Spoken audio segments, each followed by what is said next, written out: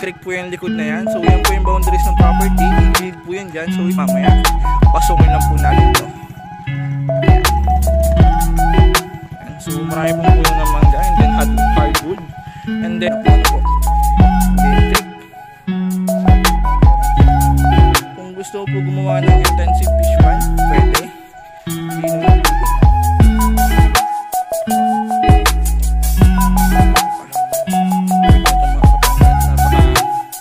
Ganda po ito, hindi po maganda sa video natin, maganda po talaga kasi.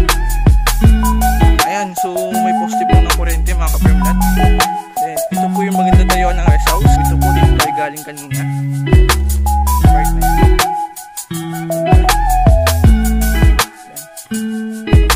So dito po tayo galing kanina. And then ito po yung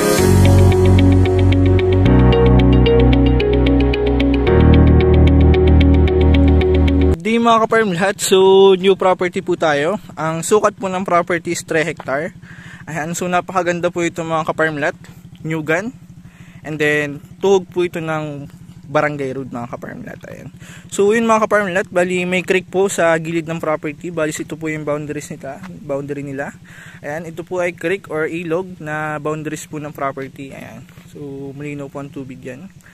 And then, ito na po yung property mga ka-permlat. Bali, ito po yung boundaries nila, itong nyug na to. And then, itong mangga na to mga ka-permlat ay sakop na po ng property. Ano po? And then, ito pong creek, yan po yung boundary. And then, ito pong malinis na itong mga ka-permlat ay sakop pa po ng property. And so, pwede po natin itong tayuan ng bahay, itong part na to. Kasi flat po yung area niya. Platted po yan. So, napakaganda po tayo ng bahay mga ka-permlat. And then, creek po yung likod na yan. So, yan po yung boundaries ng property. Gigilid po yan dyan. So, ito pong ibabaw na to ay sakop pa po ng property mga ka-permlat. So, pupuntahan po natin yung mamaya. Pasukin lang po natin to. Ayan. Ayan. So, marami pong puno ng mangga. And then, hardwood. And then, sa puno ng nyug mga ka-permlat, marami din po ito. So, ito po ay takaran na. And then, yung the rest po ay mga bagong tanim pa lang. Ay ito po ay mataas na, and then ito po yung mga takaran na part na nyog. Ayan, so platted po itong area na ito mga ka-permlat. Ayan, flatland. Napakaganda po mag-alaga dito ng hayop mga ka-permlat. Platted po itong area na to. Ayan, kung gusto mag-alaga ng baka, kambing, tamang-tama po ito mga ka-permlat, para at least mapanatili po natin yung pagiging Carabao grass ng property. Ayan, so nakakatawa ito mga ka-permlat. Napakaganda po ng property na to. And then napakaganda po ng ambience. And so ito po ay creek. And then may kawayan din po sa loob ng property mga ka-permlat. Ayan, kung gusto mo magawa ng kubo, rest house, so may kawayan na po, ano po. And then creek. Ayan, mayroong creek. Kung gusto po gumawa ng intensive fish pond, pwede. Kasi may creek naman po, may source ng tubig. Ayan. So may source din po ito ng kuryente mga ka-permlat, kasi tabing barangay road po ito, malapit po sa poste ng kuryente. And then sa tubig, malapit din po ito sa patubig ng barangay. Ayan, so yun po napakaganda. Ayan. Bali, ito yung boundaries. Sakop na yan, sakop, tatawid pa yan dyan? Oo, nandun yung muhon sa tawid nun. Nandun yung muhon sa kabila? Tawid mo, sa may nyug na yan. Ayan, sa menyug na yan. Ayan. So yun mga ka-permlat, bali sakop po natin tong creek na to, kasi yung muhon po ay tatawid sa sapa. Ayan, yung muhon po ay naandyan sa menyug na yan. Ayan, sa menyug. Okay, tara. Lino ng tubig. Unang punso na yan, unang punso. Oo. Ito yan, sakop pa to. Sakop pa. pa. Na yun. Okay. So yun ang kaganda nito mga ka-permlat, malinis po ang tubig. Ang linaw. So wala pong makikitang plastic. Ang makikita mo lang po ay mga tuyo-tuyong dahon. Ayan. So yun po napakaganda. May mga islang maliliit. May hipon kaya dyan. So yun mga ka-permlat, kung gusto mong gumawa ng intensive fish pond, pwede, kasi may source po ng tubig. Nandito yung mohon, idol. Sa kabila. Ay, itong santol na to. Ay, ano to? Istarapol. Kasama pa yan. Kasama pa yan. Ay, ayos ah. So yun, productive din po yung property mga ka-permlat. Marami po itong tanim na hardwood, and then bearing trees meron din. Ayan, so may malaking puno po ng mangga, sa atin pa rin yan. And then ito, mangga rin po, sa atin pa rin. Ayan, ito po ay gilid ng creek. Pero bali, sakop na po itong creek na ito mga ka-permlat. Then itong kawayan, bali sa atin din po yan. Bali, sakop din po ng property. Ayan, so nakakatawa po itong property na itong mga ka-permlat. Napaka Ganda po nito. Hindi po maganda sa video lang. And then, maganda po talaga kahit sa personal mga ka-farmlat. May mga mahogani doon, mga dami. Ganda ano. Mga mahogani. Mahogani. Ayun, lalaki ano. So dito, pwede na magtayo ng bahay. Oo, platted tong area na to. No? And then, tabing kalsada Hindi pa siya. yan naaakaw dito. Oo. So ito po yung part na hili niya mga ka-farmlat. Pero hindi naman po ganun kahili. Medyo banaya din po yan. Then, halos puno po ito ng puno ng nyog. Ayan, so takaran, mga bagong tanim po ano. Ayan, so ito po yung mga mahogani dun mga ka-farmlat. Ayan, so marami pong puno ito ng mahogani. Then mangga, marami din po itong puno ng mangga. Ayan, so dala pa to ano, pag ganun. Puntahan natin. Ayos daming nyog. Marami po itong puno ng nyog mga ka-farmlat. So yun po ay hindi lang po natin alam yung saktong bilang niya. Pero pag puno po ang property ng nyog, so nagkakaroon po yan ng 250 to 300 kapuno ng nyog pag puno. Pero ito po ay puno naman po ito ng nyog mga ka-farmlat. Halos wala na rin mapaglagyan kasi dikit-dikit na. Bali ito lang po yung part na medyo kadalangan ng nyog niya kasi clearing po yung matataas na ano po.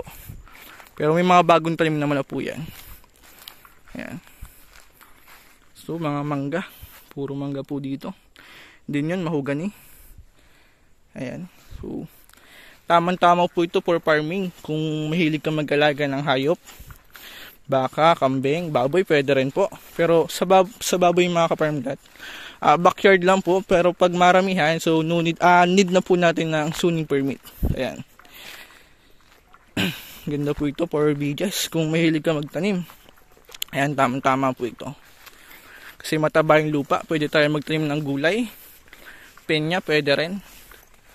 Yan, mataba po ang lupa dito mga ka-farmlat. Tapos walang mapaglagay ng nyog dito part kasi halos puno na. Nakalimang buong nyog. Oo. Nakalimang 5,000. So yun mga ka-farmlat, nakaka 5,000 kabuo daw po ito ng nyog tuwing harvest. So ang harvest po ng nyog ay every 45 days. Ayan. So kaluwangan po yan. Ang kagandahan dito mga ka-farmlat, bukod sa tabing kalsada yung property, ay may access po ito na sa kuryente. Meron kasi tabing kalsada and then tabing sapa po yung property mga ka-farmlat. Ayan.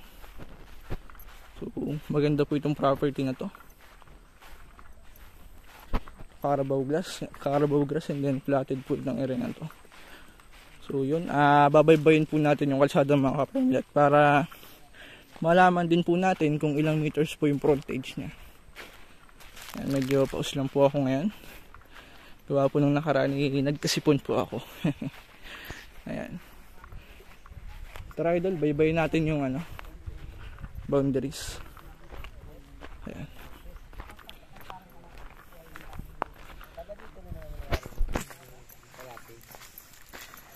Idol, tingnan natin yung boundaries niya. Ay, yung pataas, yung bali yung frontage niya sa kalsada. Ano, mahaba pa ba yan? Mahaba pa yan. Mahaba pa? Sige. Habang pa ganyan. Makasamahan mo utol para mabaybay natin. Alam din niya ni Kuya. Sige, tara daw kaya para mabaybay natin yung daan. Kung gaano yung haba ng dikit niya sa kalsada. Ayan. Bali yung mga ka-farmlat, cemented na po ito.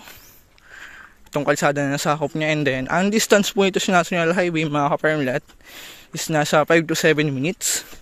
And then sa town proper naman po ay nasa 7 to 8 minutes mga ka-farmlat kasi malapit na po ito sa town proper ng Santa Elena. Ayan. Ay, ito dala pa rin to. Dala pa yan. Ito yung inaabangan ko, ibenta pala nung nakaraan. Ayan, so may poste po ng kuryente mga ka-farmlat. Then ito po yung maganda tayuan ng rest house dito sa property. Ayan. Kasi flat po itong area na to and then tamang-tama po ito sa rest house or bahay, pwede rin kasi malawak naman po Ganda. Yan. Medyo hinihingal ako mga ka-farmlat. Ayan ito, manggahan and then may mga mahogani pa rin po. Ayan. So dito mga ka-farmlat, makikita ko po yung property mo. Ayan. Nyugan. Halos puno po ito ng puno ng nyog. Ayan. Yun ang kagandaan dito mga ka-farmlat. Pag naandito ka, kitang-kita mo yung property mo. Ayan. So ito po, dito tayo galing kanina. Sa part na yan. Ganda. Yan. So dyan po tayo galing kanina. And then ito po yung part na pwede rin natin bahayan. Or pwede po natin tayuan ng rest house. Yan, so pasok po sa sasakyan dito kasi ito na po yung kalsada. Ayan, so napakalapit lang po ano. And then left and right po ito ng kalsada yung property. So yung kabila sa atin pa rin. Yan. Ganda. So ito yung property mga ka-farm lot na masasabi kong maganda hindi lang sa video. Maganda po talaga to kahit sa personal. Ayan. Tama-tama po ito kung naghahanap ka ng retirement plan or investment, pwede rin kasi tabing kalsada po yung property. And then alam naman po natin na pag tabing kalsada yung property, yearly nagtataas po ang value niyan, and then mabilis po magtaas ang value if tabing kalsada po yung property. Ayan. Ay, yung poste na yun kuya sa atin pa rin? Oo, nandiyan pagkita niya sa 100. So unahan pa niyan. Konti lang. So ang frontage nito ay nasa 200 meters. Nasa 200 meters po ang frontage ito, more or less. Kasi mahaba na. Yan. Haba. So ang frontage ito mga farm lot ay nasa 200 meters more or less. And then ito, mangga pa rin. Marami po itong puno ng mangga. Ayan, mangga pa rin. Ay, ito anong puno to? Isak na yan. Isak. Ano bang ginagawa dyan? Ginagawa mga upuan. Matigas siya na kahoy. Okay. Marami din po itong hardwood. Ayan. So ito kababaan pa. Ayan, kababaan pa po ng nyug. Yan. Yung mga farm lot dito medyo hili. Pero pagbaba natin pantayin po yan. Ayan. So ayan. Dasik po ito sa puno ng nyug. Ayan, halos wala din mapaglagyan. Ano? Yan. O tara boss. Doon tayo sa unahan. Ayan, so yun mga farm lot, bukod sa nyug, para gumanda yung property, pwede po natin taniman niya ng santol, kakao, rambutan, para maging productive po yung property at gumanda po ano. Ayan. So, tama po ito kung mahilig ka magtanim. Ayan. So yun, yung solar na yan, lampas pa. Saan? Ito na yung boundary. Oo yan, diretso doon. Itong anong tawag dito? Madre Cacao. So yan po yung boundaries ng property mga ka-farm lot. Diretso rin yan dyan. Itong kakao na ito, gigilid yan dyan. And then, didiretso po doon. Yan. So, mahaba pa ang frontage ito mga ka-farm lot.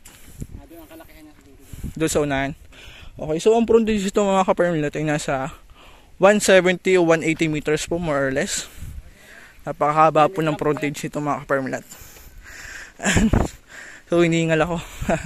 So yun mga ka-farm lot, napakaganda po ng property na to. Ayan, kung interesado po kayo, pwede na po ang message sa Viber, WhatsApp. So ilalagay ko po yun sa screen. And then kung may mga tanong po kayo, nasagot naman po kami. Ayan, so sa documents mga ka-farm lot, ayos po ang documents ito. Bali, UTC title po ito. So yun mga ka-farm lot, abot dyan pa po ito, kikilo pa po yun dyan, mahaba pang frontage ito mga ka-farm lot. And kung interesado po kayo, message po ako at abot dito na lang po ang video natin. So yun mga ka-farm lot, thank you po, and then dagsang biyaya po sa ating lahat.